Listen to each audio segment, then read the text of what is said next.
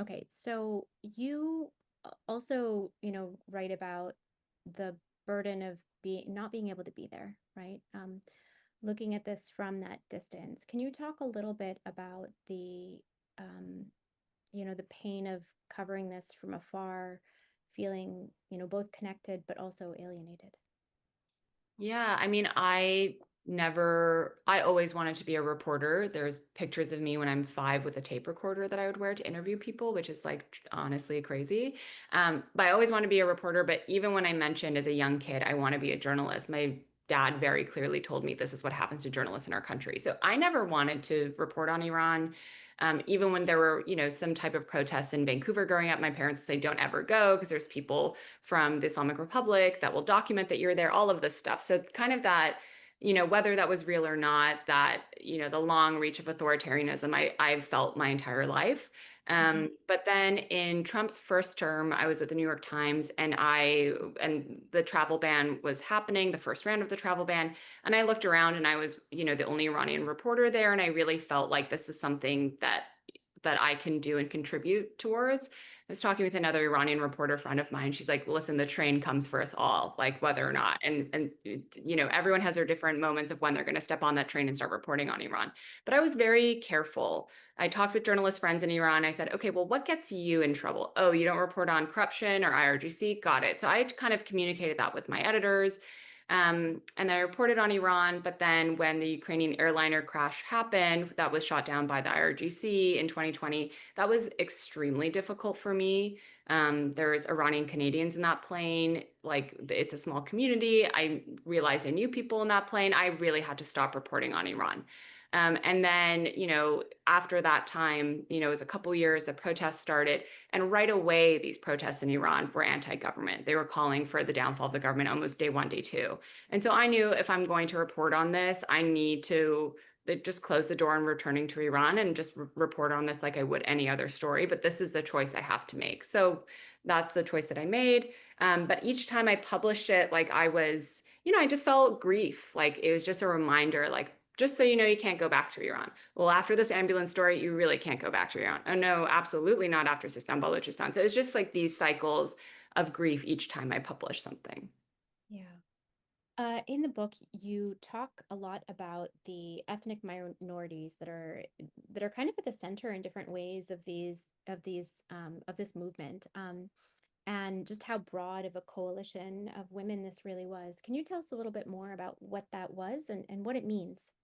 Yeah, absolutely. So, first, Gina is a Kurdish woman in Iran, and Zan Zendegi Azadi comes from the Kurdish. So immediately that connection is there, and we saw, unfortunately, the Islamic Republic does really just like its suppression on minority groups is like much it's over proportion compared to the way that they would suppress other people. And we saw that in the protests, how in Kurdistan, when people would have funerals, that these funerals would become sites of police violence. And we saw in Sistan Balochistan as well. It was the deadliest day of the protests, where about 100 Balochis were killed at a protest outside of a mosque, and while some people were even praying as well. So yeah, we see that overrepresentation of state violence against minorities, and I felt like that was a really, really important to give voice and space to these communities. And as well, like even now after the airstrikes in Iran, we see people, Kurdish people being, the state is going after them. Activists that, probably had nothing to do with the airstrikes, they're being labeled as Mossad agents and being taken in. So we see that suppression playbook, unfortunately, rolled out a lot in Iran. Right. Um, in what ways, as you think about how others covered this? I mean, I know that the two of you really brought such a level of ethics and um, authenticity and talent and skill to this reporting. But if we may, I'd like to just sort of like step out and if you could describe, if you're comfortable, some of the pitfalls in coverage that you were seeing, and why and how those come about as sort of, lessons other journalists can take away as they, you know, think about how to do this, and not just, mistakes others made, but things that the both of you have done right that I think are models for others as well. Oh, thank you. I remember there was a lot of criticism because one of the first stories that was reported on by a major organization about the protests had this line in there that said Iranians want to return to the nuclear deal. And this really upset Iranians in the diaspora because people in Iran were not calling for return to, they're actually saying we don't even want this system to do anything on behalf of us. So by a major American outlet saying, including that in their story, that really, yeah, that was really difficult. So I think for us, it was just always a reminder to continue to center people, continue to, center the protest slogans, where these protests are happening, why they're specifically more deadly in these other places. So really just keeping the focus on people. And I know again that feels like it can be difficult with Iran because you're not there, but there's so much rich evidence being posted online that it's absolutely something that we can do, but it's a necessity to be a Persian speaker to do this work. Yeah.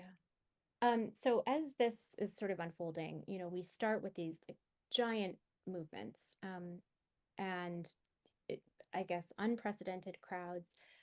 There was also a lot of repression and violence against protesters, against journalists who covered this, against women. There are women who, were not famous in the way that Masa Amini was, or well known, who suffered extreme consequences. Can you just describe what the regime used on protesters, the ways in which they cracked down on people, and you've discussed how they did this in particular with minorities, but ways people were arrested or tortured or um, even executed. What were you seeing? Yeah, so there were cases of police using, less lethal munitions like rubber bullets and things against protesters, but we also saw them using live fire, and so that was really shocking to see. And as well, we saw so that was kind of like the first wave of it. Is people were going out taking their phones. Okay, then police used their phones to come and detain them. Okay, now the protesters have to think about a different way to protest. What was really a chilling effect was the mass arrests, detaining, and the execution of a couple protesters. So when that happened, I think it was December, that really chilled I mean, it was terrifying. Someone that I spoke to that was protesting was like, I'm scared to even go outside anymore. It was really shocking. These two young men were arrested on very trumped up charges that they assaulted a law enforcement officer. Yeah, so that definitely chilled the movement. But it did continue in other ways, like the protests continue in Iran and more, not as like traditional street protests that we may think of them. But yeah, the mass arrests and detainment of folks. Some amnesty was given, Nilüfer and Elahe since are now free. Nilüfer is still doing amazing reporting right now for Hemahan.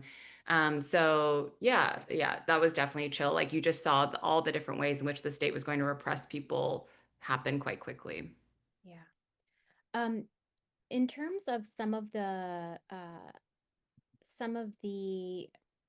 outcomes, ways in which you've seen changes in Iran, or even just what has happened to that movement. Like people often ask, like, what happened, and they might frame it as what went wrong, but you do situate this within like a history of revolt or a history of resistance, um, that yields maybe long-term change. Can you describe some of what your own analysis, what you're seeing in terms of the outcomes of the woman life freedom movement? Yeah, I think firstly, the fact that it's leaderless speaks to its longevity because we saw with the 2009 Green Movement protests over, electoral tampering in Iran, that once those leaders, Mousavi, for example, was under house arrest, the protest petered out. And that's something that I believe she's a feminist scholar in Iran wrote around the beginning of the protest that anyone who says that they're the leader, they're trying to suppress your rights, like really keying the society into why this has to be a leaderless movement. But I mean, if we're trying, I don't think it's fair to judge the movement on whether or not the Islamic Republic is still in power. Like that, you know, that's what makes it a success or failure. Um, but in Iran, I mean, the protests continue, right? Like every time that we see a woman walking around without hijab, that's a success of this movement. And a lot of the women and men that I Because spoke that with. wasn't allowed before, like it was just off the table before. Yeah, Right. I mean, I knew friends that would drive in their car without hijab and then their car would be impounded. And it's just like such a common thing to ask. If you come to a cafe, one of your girlfriends will say, Kesi girdad, like, did anyone harass you, hassle you on the way? And that's asking, did you get stopped about your hijab? And so some women would wear them like back here in like a very chic way. But now I'm seeing photos in Tehran where, I see women even without their head, like it's not even on their shoulders, like they're just walking out in plain view with their hair out. And I think that's really beautiful. And as well, about a year after Gina was killed, Parliament tried to pass this incredibly draconian bill, hijab and chastity bill, that was about the Islamic dress code, which increased fines and lashes and imprisonment if you didn't wear hijab. And it also kind of encouraged people to be like surveilling each other. And so that was overwhelmingly passed in parliament and never actually was implemented because of public outcry. Like the Islamic Republic doesn't have legitimacy among Iranians in the country. Most people don't want that system there. And so people will fight back in little ways, right? And I think the Islamic Republic, knows the power of these protests, and how this issue remains. So the night before this bill was supposed to be implemented, this woman named Parastu did an online, YouTube live performance. So she defied the decades-long ban on women singing, and she's singing with her hair out in this like beautiful dress. She was, detained, and her members of her band were detained after. But this just goes to show, like the night before this bill was going to pass, the protests continue. Like this is another thread of that activism continuing in the country.